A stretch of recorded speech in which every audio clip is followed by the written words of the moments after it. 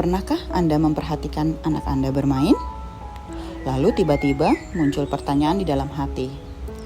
Apakah perkembangan anak saya normal ya? Mungkin usianya sudah 2 tahun, tetapi belum banyak bicara. Atau mungkin ia terlihat berbeda dibanding teman-teman seusianya. Setiap kali melihat anak lain berkembang lebih cepat, rasa khawatir itu pasti semakin besar. Benar ya? Namun, di saat yang sama, banyak orang di sekitar kita berkata, sabar aja, nanti juga bisa sendiri, gak usah terlalu dipikirkan. Akhirnya Anda berada di antara 2 pilihan, menunggu atau mencari bantuan.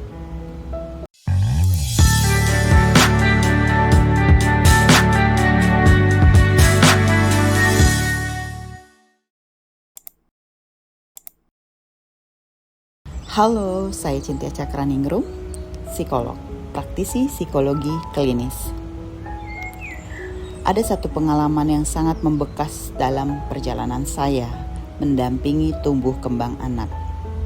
Saya pernah bertemu seorang ibu yang sudah lama merasa ada sesuatu yang beda pada perkembangan anaknya.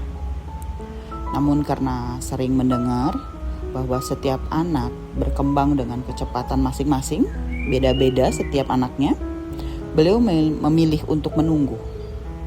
Berbulan-bulan berlalu, hingga akhirnya ketika anak memasuki usia sekolah, kesulitan yang dialami mulai mempengaruhi kemampuan belajar dan bersosialisasi.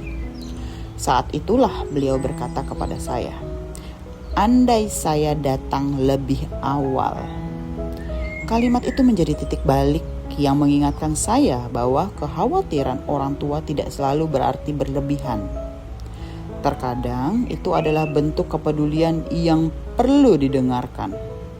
Lalu, kapan orang tua perlu mulai memperhatikan lebih serius?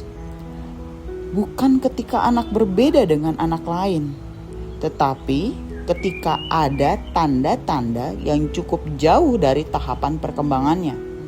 Misalnya, kemampuan bicara yang sangat terlambat, kurang respons terhadap panggilan, kehilangan kemampuan yang sebelumnya sudah dimiliki, atau kesulitan berinteraksi dengan lingkungan sekitar. Jika hal-hal tersebut muncul, jangan langsung panik. Namun, jangan juga mengabaikannya. Langkah terbaik adalah berkonsultasi dengan tenaga profesional tentunya untuk mendapatkan gambaran yang lebih jelas. Jadi gak perlu nebak-nebak, aduh jangan-jangan begini ya, jangan-jangan begitu ya gitu ya. Membuat diri sendiri makin panik nantinya. Kabar baiknya, ibu yang saya ceritakan tadi akhirnya mendapatkan pendampingan yang tepat untuk anaknya. Dengan stimulasi yang sesuai dan intervensi sejak saat itu. Perkembangan anak menunjukkan kemajuan yang signifikan.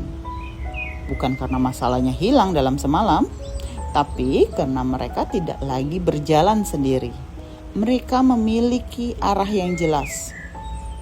Ingat, tujuan mencari bantuan bukan untuk memberi label pada anak, melainkan untuk memahami kebutuhan mereka lebih awal agar dapat berkembang secara optimal.